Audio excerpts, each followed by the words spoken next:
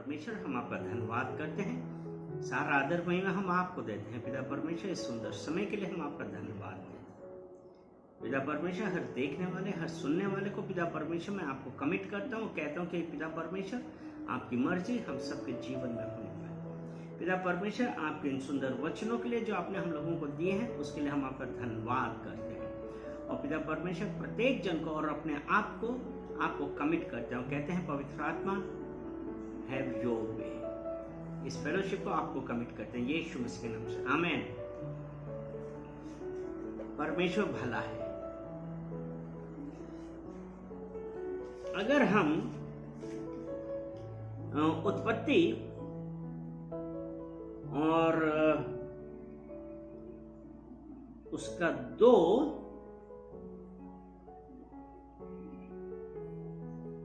और उसका 9 वचन हम पढ़ते हैं, उत्पत्ति 2 उसका 9 वचन, इसमें ऐसा लिखा है, और यहोवा परमेश्वर ने भूमि से सब भांति के वृक्ष जो देखने में मनोहर और जिनके फल खाने में अच्छे हैं उगाए। यहोवा परमेश्वर ने भूमि से सब भांति के वृक्ष जो देखने में मनोहर और जिनके फल खाने में अच्छे हैं उगाए, और वाटिका के बीच में जीवन के वृक्ष को और भले या बुरे के ज्ञान को वृक्ष को भी लगाया। यह ध्यान देने वाली बात है कि वाटिका के बीच में जीवन का वृक्ष और भले बुरे के ज्ञान का वृक्ष को भी लगाया है।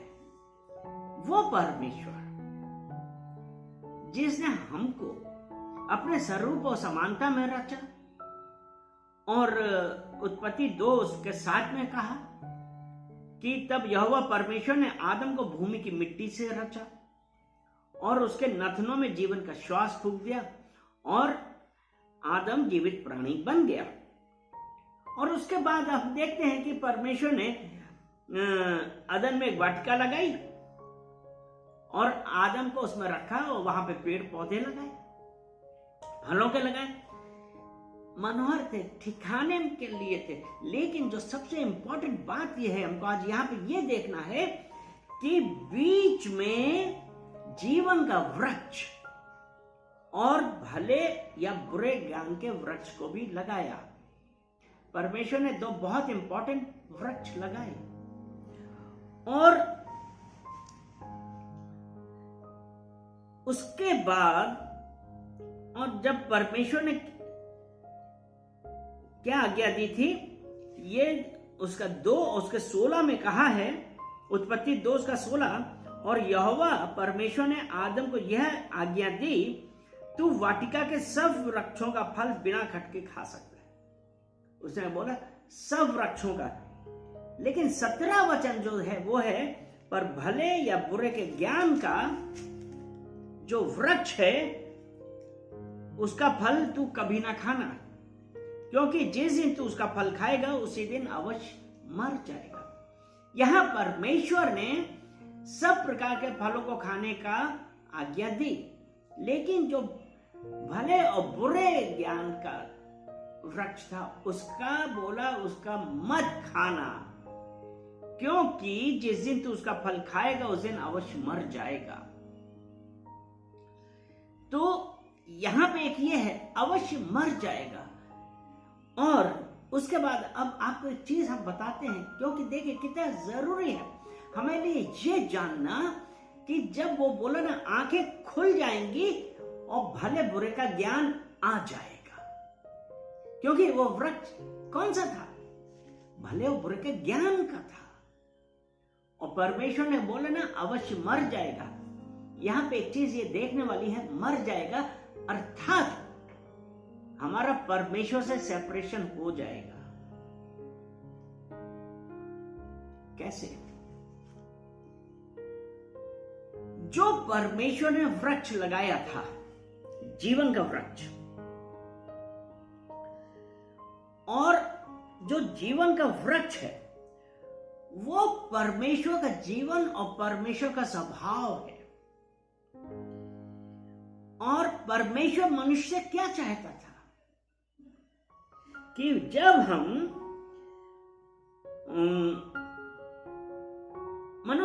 परमेश्वर मनुष्य से क्या चाहता था? ट्री ऑफ लाइफ का क्या मतलब है कि जो परमेश्वर ने हम लोगों को अपनी स्वरूप अपनी समानता में बनाया, तो अब परमेश्वर जो हमसे चाहता है कि हमारा उसके साथ कंटिन्यू फेलोशिप रहे, हम उसकी आराधना करें। ये ट्री ऑफ लाइफ का मतलब है जीवन का वृक्ष। यही है ना कि परमेश्वर ने बीचों बीच जीवन का वृक्ष अर्थात हमको अपने स्वरूप अपनी समानता में बनाया। तो परमेश्वर का नेचर हमारे अंदर आना चाहिए। और परमेश्वर का क्या था? परमेश्वर के साथ संगति। कैसे? उसके साथ संगति है आराधना करें और उसी के साथ रहें। अब यहां पे हम एक चीज आपको बतलाना चाहेंगे कि परमेश्वर को आराधना सबसे अच्छी लगती है। अगर हम भजन संहिता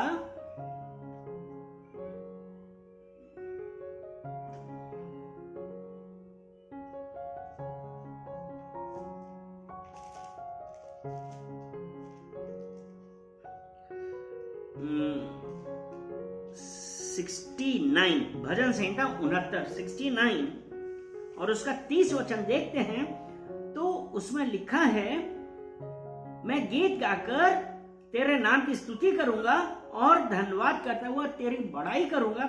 और 31 वचन ये कहता है, ये यहोवा को बैल से अधिक वरन सींग और खुर वाले बैल से भी अधिक भाएगा। यानी कि जो परमेश्वर का मतलब है ट्री ऑफ लाइफ, परमेश्वर ने हमको जीवन दिया। परमेश्वर हमसे ये चाहता है कि हम गीत गा के उसके नाम की स्तुति करें। अगर हम ये देखते हैं ये यशायाह 14 अध्याय और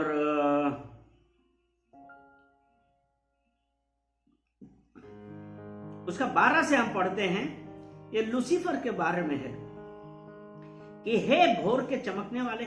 लूसीफर का काम क्या था? वो एक स्वर्गदूत था और वो परमेश्वर के राज में परमेश्वर के सम्मुख विभिन्न प्रकार के स्तुति करता था, आराधना करता था, परमेश्वर की बड़ाई करता था। लेकिन उसके अंदर क्या हुआ? उसके अंदर घमंड आ गया। देखिए फिर क्या हुआ, हे भोर के चमकने वाले तारे, तू कैसे आकाश से गिर पड़ा। तू जो जाति जाति को हरा देता था, अब तू कैसे काट कर भूमि पर गिराया गया है। तू मन में कहता तो था, मैं स्वर्ग पर चढ़ूंगा, मैं अपने सिंहासन को ईश्वर के तारा गण से अधिक ऊंचा करूंगा और उत्तर दिशा की छोर पर सभा के पर्वत पर विराजूंगा। मैं मेघों से भी ऊंचे ऊंचे स्थानों के ऊपर चढ़ूंगा, मैं परम प्रधान के तुल्य हो जाऊंगा। ये किसका वर्णन है? ये लूसीफर घमंड में कह रहा है, क्योंकि उसके अंदर एक जलन आई, वो घमंड आया। उसने देखा कि लोग परमेश्वर की आराधना स्तुति करते हैं, तो उसने यही कहा ना कि मैं परम प्रधान के तुल्य हो जाऊंगा। और रवा शेख अंतर। और जो अभी हम उत्पत्ति में पढ़ रहे थे, उत्पत्ति में अभी हमने क्या पढ़ा था? क्योंकि उसका हमने 17 वचन था ना, क्योंकि जिस दिन तू उसका फल खाएगा उस दिन अवश्य मर जाएगा। परमेश्वर ने ये कहा, आदम हवा से कहा, जिस दिन खाओगे मर जाओगे।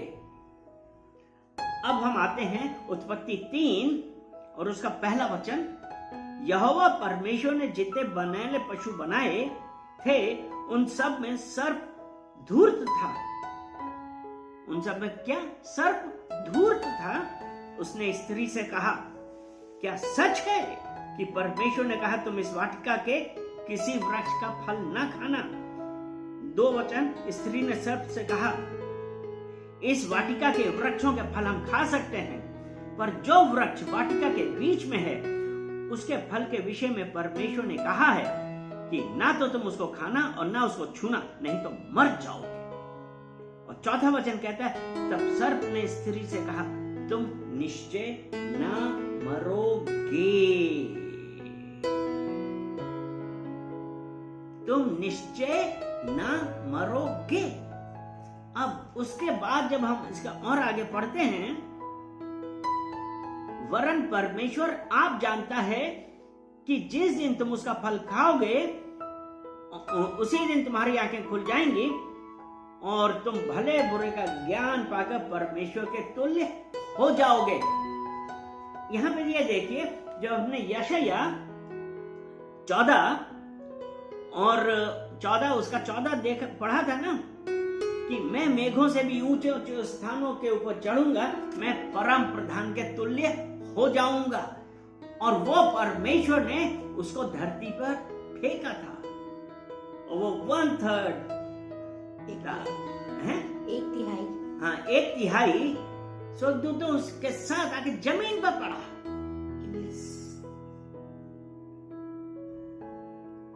क्यों? वो उसने ये कहा था ना, मैं परम प्रधान के तुल्य हो जाऊंगा। और यहां पे आप ये देखिए कि सब जो धूर्त था, उसने आदम से नहीं कहा, उसने किससे कहा? स्त्री से कहा, क्योंकि स्त्री का हृदय वो जानता था। और उसने कहा कि जिस दिन तुम ये फल खाओगे तुम्हारी आंखें खुल जाएंगी और तुम परम प्रधान के तुल्य हो जाओगे। यहाँ पे एक चीज जो बहुत ज्यादा गौर करने वाली है वो ये है कि शैतान हमको किस प्रकार अपने फंदे में फंसाता है। वो शैतान जो वो चाहता था, उसने कहा कि मैंने कहा कि मैं परम प्रधान के तुल्य हो जाऊंगा, वहां तो उसने तो फेंक दिया गया।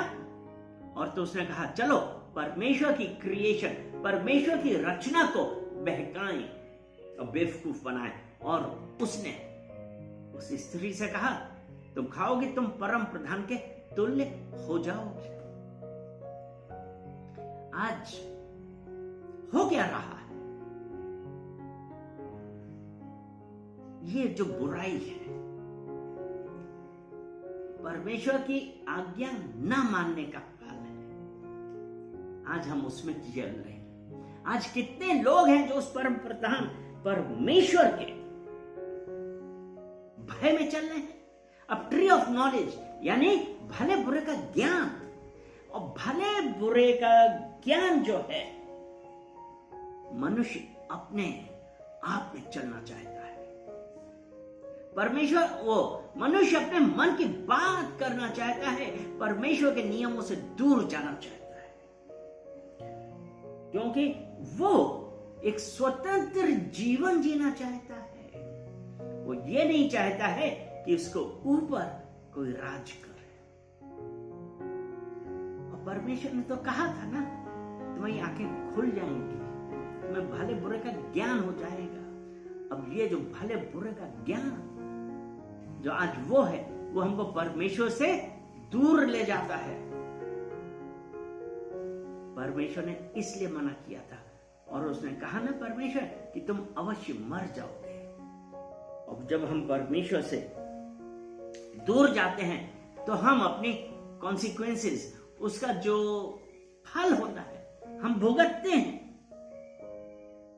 और उस वक्त जब हम परमेश्वर से, हमारी फ्री थिंकिंग होती है, और हम क्या चाहते हैं? हम क्या चाहते हैं? हम अपने आप, अपने अनुसार जीवन जीना चाहते हैं। परमेश्वर हमसे ये तो नहीं चाहता है। परमेश्वर का तो एक ये था कि हम अपनी फ्री विल से, हम अपनी स्वयं की इच्छा से, मतलब हम आगे आके परमेश्वर की आराधना करें। लेकिन सर्प जो धूर्त था, उसने कहा तुम अवश्य ना मरोगे, परमेश्वर के तुल्य हो जाओगे। और जब वो हमारे अंदर आया, और जो कॉन्सिक्वेंसेस क्या हुई, जब उन्होंने आज्ञा ना मानी तो उसके कॉन्सिक्वेंसेस क्या हुई, उसका परिणाम क्या हुआ, ये हम उत्पत्ति में ही देखते हैं। ये 3 उसके 14 में, तब यहोवा परमेश्वर ने सर्प से कहा, तूने जो किया है इसलिए तू सब घरेलू पशुओं और सब बनेले पशुओं से अधिक शापित है। तू पेट के बल चला करेगा और जीवन भर मिट्टी चाटता रहेगा। और मैं तेरे और इस स्त्री के बीच में और तेरे वंश और इसके वंश के बीच में बैर उत्पन्न करूंगा। वह तेरे सिर को कुचल डालेगा और तू उसकी एड़ी को डसेगा। और जब जो फल खाया था, आज्ञा ना मानी थी, उसका परिणाम क्या था? 16 वचन ऐसे कहता है, फिर स्त्री से उसने कहा, मैं तेरी पीड़ा और तेरे गर्भवती होने के दुख को बहुत बढ़ाऊंगा और तू पीड़ित होकर बालक उत्पन्न करेगी और तेरी लालसा तेरे पति की ओर होगी और वह तुझ पर प्रभुता करेगा। तो आज मेरे प्रियो, आपने देखा है कि जब डिलीवरी होती है, जब औरत को डिलीवरी होती है, तो आप देखिए कितना पेन होता है। ये सिर्फ वो जो फल खाया था, धूर्त ने कहा तू अवश्य ना मरेगा, परमेश्वर की आज्ञा ना मानने का फल आज तक स्त्री और पुरुष सब जने भोग रहे। और उसके बाद 17 वचन, और आदम से उसने कहा, तूने जो अपनी पत्नी की बात सुनी और जिस वृक्ष के फल के विषय में मैंने तुझे आज्ञा दी थी तू उसे ना खाना, उसको तूने खाया, इसलिए भूमि तेरे कारण शापित है। किसके कारण शापित है? आदम के कारण, जिसने अपनी स्त्री की बात सुनी और वो फल खा लिया। उसके बाद तू उसकी उपज जीवन भर दुख के साथ खाया करेगा और वह तेरे लिए कांटे और ऊंट कटारे उगाएगी और तू खेत की उपज खाएगा और अपने माथे के पसीने की रोटी खाया करेगा और अंत में मिट्टी में मिल जाएगा, क्योंकि तू उसी में से निकाला गया, तू मिट्टी तो है और मिट्टी में ही फिर मिल जाएगा। यानी कि वो परमेश्वर, जब परमेश्वर ने आदम और हव्वा को अदन की वाटिका में रखा था, सब कुछ का इंतजाम कर दिया, सब इंतजाम कर दिया था, लेकिन सर्प के बहकावे में आकर स्त्री ने फल खाया, उसके बाद आदम को खिलाया। जब परमेश्वर आदम से पूछते हैं, आदम ने परमेश्वर के ही ऊपर दोष लगाया कि तूने जो स्त्री दी है। आज हम में से कितने हैं जो अपनी तो बात, अपनी गलती ना मान के दोष लगा लेते हैं? क्या हम परमेश्वर के करीब होंगे? मेरे प्रियो, बात यह है कि अगर हमने ऐसा किया है, हम पश्चाताप करें। वो परमेश्वर हमसे प्रेम करता है। आज जानने के बावजूद भी हम क्या कर रहे हैं कि हम एक इंडिपेंडेंट लाइफ जीना चाहते हैं, हम एक स्वतंत्र जीवन जीना चाहते हैं, हम किसी बंधन में नहीं रहना चाहते हैं। लेकिन परमेश्वर ने वचन कहा है, ये पहला पतरस 1 और उसका 15 और 16 हम देखते हैं। उसमें ऐसा लिखा है,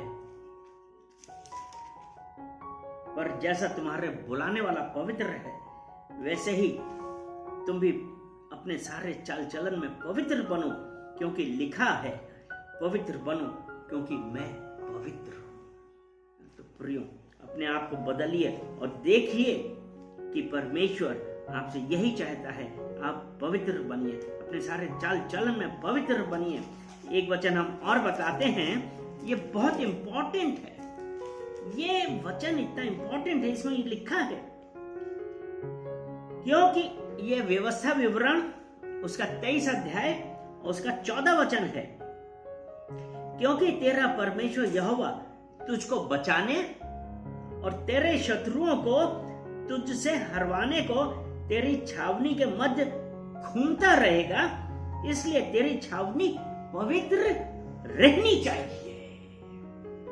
ऐसा ना हो कि वह तेरे मध्य में कोई अशुद्ध वस्तु देखकर तुझसे फिर जाए। परमेश्वर ने कहा है, मैं पवित्र हूं, तुम पवित्र हो। तो आज हमारा ये कार्य है कि हम परमेश्वर से कहें, परमेश्वर जहां कहीं पे भी हम गलत हो गए हो, जहां कहीं पे भी हमने अपनी मर्जी के अनुसार किया, हमको माफ करिए, हैव मर्सी ओवर मी। और पिता परमेश्वर मुझे बदलिए। मैं आज आपसे माफी मांगता हूं, मैं पश्चाताप करता हूं, क्योंकि आपने कहा है कि तेरी छावनी पवित्र रहनी चाहिए। पिता परमेश्वर, आज मैं अपने आप को पूरा आपको समर्पित करता हूं और कहता हूं, परमेश्वर मेरी मर्जी नहीं वरन आपकी मर्जी हमारे जीवन में होने पाए। पिता परमेश्वर, cleanse me, wash me with the blood of Jesus. पिता परमेश्वर, मुझे यीशु मसीह के लहू से पवित्र कर, जैसे आप पवित्र हैं। पिता परमेश्वर, हमें पवित्र करिए, हमें पवित्र करिए, हमें पवित्र करिए। पिता परमेश्वर, हम धन्यवाद देते हैं इस सुंदर वचन के लिए। पिता परमेश्वर, जो आज आपने वचनों के द्वारा हम लोगों से बातें करी, हम उसके लिए धन्यवाद देते हैं और कहते हैं कि परमेश्वर, प्रत्येक जन से आप बात करिए, उनको दिखाइए कि आप हम सबके साथ हैं, और जो हमने गलतियां करी उसके लिए हम माफी मांगते हैं, पश्चाताप करते हैं। सारा आदर महिमा हम आपको देते हैं, यीशु मसीह के नाम से। आमीन, आमीन, आमीन।